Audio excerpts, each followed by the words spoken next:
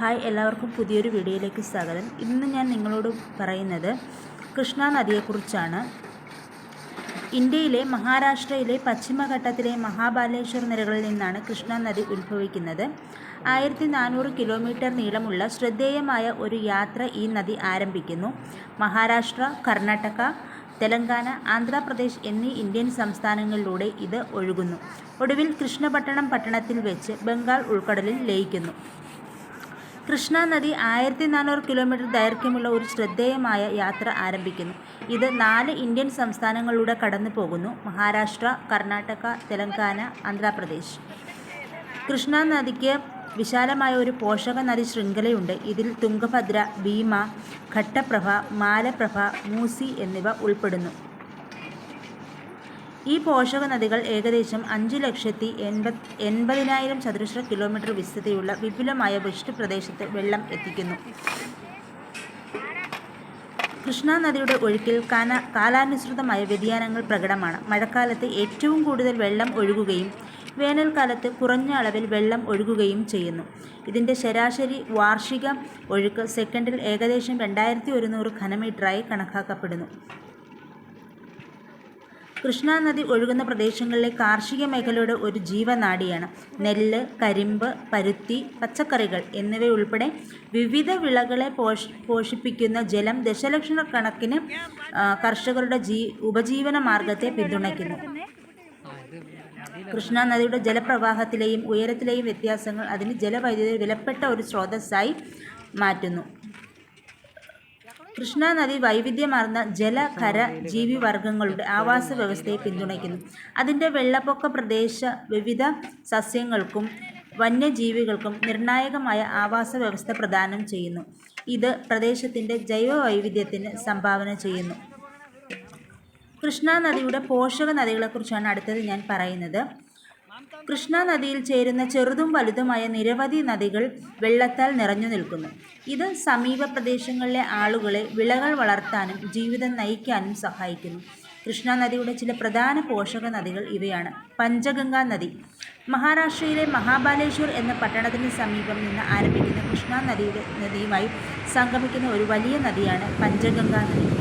അടുത്തത് പഞ്ചഗംഗാ നദി ഏകദേശം 105 കിലോമീറ്റർ ഒഴുകി കരാട് പട്ടണത്തിന് സമീപം കൃഷ്ണ നദിയിൽ എത്തിച്ചേരുന്നു. ഈ നദിക്ക് കൃഷിക്ക് വളരെ സഹായകരമാണ്. കാരണം ഇത് വിളകൾക്ക് വെള്ളം നൽകുന്നു, കൂടാതെ വൈദ്യുതിയും ഉൽപ്പാദിപ്പിക്കുന്നു. കൃഷ്ണ നദിയുമായി സംഗമിക്കുന്ന ഒരു വലിയ നദിയാണ് പഞ്ചഗംഗാ നദി എന്ന് പറഞ്ഞല്ലോ. കൃഷ്ണ, വെണ്ണ, സാവിത്രി, ഗായത്രി, കൊയ്ന എന്നീ 5 നദികൾ സംഗമിക്കുമ്പോഴാണ് ഇത് പഞ്ചഗംഗാ നദിയായി രൂപം കൊള്ളുന്നത്. അടുത്തത് കൊയ്ന നദി. കൃഷ്ണ നദിയിലേക്ക് ഒഴുകുന്ന ഒരു വലിയ നദിയാണ് കൊയ്ന നദി. മഹാരാഷ്ട്രയിലെ മഹാബാലേശ്വർ എന്ന സ്ഥലത്താണ് ഇത് ആരംഭിക്കുന്നത്. ഇന്ത്യയിലെ പർവ്വതങ്ങളായ പശ്ചിമഘട്ടത്തിൽ നിന്നാണ് ഈ നദി ഉത്ഭവിക്കുന്നത്. അടുത്തത് ഭീമ നദിയാണ്. കൃഷ്ണ നദിയുടെ ഒരു പ്രധാന പോഷക നദിയാണ് ഭീമ നദി. മഹാരാഷ്ട്രയിലെ ഭീമാശങ്കർ പട്ടണത്തിനടുത്തുള്ള പശ്ചിമഘട്ടത്തിൽ നിന്നാണ് ഇത് ഉത്ഭവിക്കുന്നത്. കർണാടകയിലെ റായ്ചൂർ പട്ടണത്തിന് സമീപം കൃഷ്ണ നദിയിൽ ചേരുന്നതിന് മുമ്പ് ഇത് ഏകദേശം 725 കിലോമീറ്റർ ഒഴുകുന്നു. ഈ മേഖലയിലെ കാർഷിക മേഖലയ്ക്ക് ജലസേചനത്തിനുള്ള ഒരു പ്രധാന സ്രോതസ്സാണ് ഭീമ നദി. കൂടാതെ ജലവൈദ്യുത ഉൽപ്പാദനത്തിനും ഇത് ഉപയോഗിക്കുന്നു. അടുത്തത് തുംഗഭദ്ര നദിയാണ്. കൃഷ്ണ നദിയുടെ ഒരു പ്രധാന പോഷക നദിയാണ് തുംഗഭദ്ര നദി. കർണാടകയിലെ കുട്ലിഗി പട്ടണത്തിനടുത്തുള്ള പശ്ചിമഘട്ടത്തിൽ നിന്നാണ് ഇത് ഉത്ഭവിക്കുന്നത്. അടുത്തത് ഘടപ്രഭ നദി. കർണാടകയിലെ ഗോകക് പട്ടണത്തിനടുത്തുള്ള പശ്ചിമഘട്ടത്തിൽ നിന്നാണ് ഘട്ടപ്രഭ നദി ഉത്ഭവിക്കുന്നത്. കൃഷ്ണ നദിയുടെ ഒരു പോഷക നദിയാണ് ഘടപ്രഭ നദി. അടുത്തത് ദൂദ്ഗംഗ നദിയാണ്. പശ്ചിമ ഇന്ത്യയിലെ മഹാരാഷ്ട്ര സംസ്ഥാനത്തിലൂടെ ഒഴുകുന്ന കൃഷ്ണ നദീതടത്തിൻ്റെ ഭാഗമാണ് ദൂദ്ഗംഗ നദി. സഹ്യാദ്രി നിരകളിൽ നിന്ന് ഉത്ഭവിക്കുന്ന ഇത് ഏകദേശം 50 കിലോമീറ്ററോളം ഒഴുകി കരാടിനടുത്ത് കൃഷ്ണ നദിയിൽ ലയിക്കുന്നു. സതാര, സാംഗ്ലി ജില്ലകളിലൂടെ കടന്നുപോകുന്ന ഈ നദി ഈ മേഖലയിലെ കാർഷിക മേഖലയ്ക്ക് ജലസേചനത്തിനുള്ള ഒരു പ്രധാന സ്രോതസ്സായി വർത്തിക്കുന്നു. ജലവൈദ്യുത ഉൽപ്പാദനത്തിനും ഈ നദി പ്രധാനമാണ്. നിരവധി ചെറിയ ജലവൈദ്യുത നിലയങ്ങൾ അതിൻ്റെ ഗതിയിൽ സ്ഥിതി ചെയ്യുന്നു. സഹ്യാദ്രി നിരകളിൽ സ്ഥിതി ചെയ്യുന്ന ദൂദ്ഗംഗ വന്യജീവി സങ്കേതം കടുവകൾ, പുള്ളിപ്പുലികൾ, കാട്ടുപന്നികൾ എന്നിവയുൾപ്പെടെ വിവിധ തരം സസ്യജന്തുജാലങ്ങളുടെ ആവാസ കേന്ദ്രമാണ്.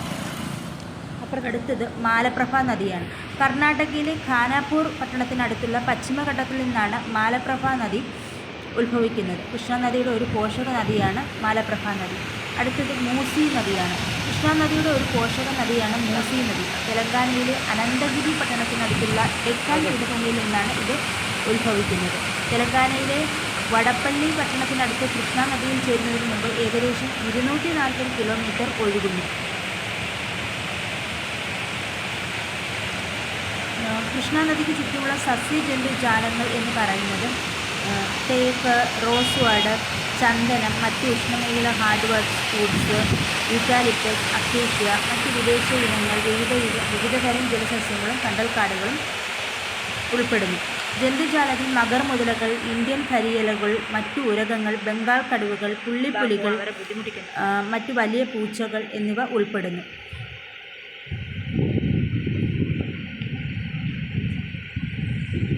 ഇന്ത്യൻ ആനകൾ ഇവയൊക്കെ ജന്തുജാലത്തിൽ ഉൾപ്പെടുന്നു. ഡോൾഫിൻ, ഗംഗാട്ടിക് ഡോൾഫിൻ ഉൾപ്പെടെ നിരവധി ഇനം മത്സ്യങ്ങളും ഉൾപ്പെടുന്നു.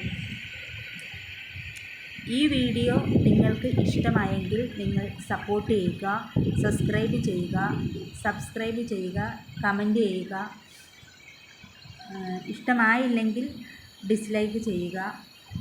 എന്തെങ്കിലും വീഡിയോ എടുത്തപ്പോൾ അത് നേരെ എടുക്കാൻ പറ്റിയില്ല, അതാണ് ഈ തിരിഞ്ഞ് കാണുന്നത്. അപ്പോൾ എല്ലാവർക്കും നന്ദി.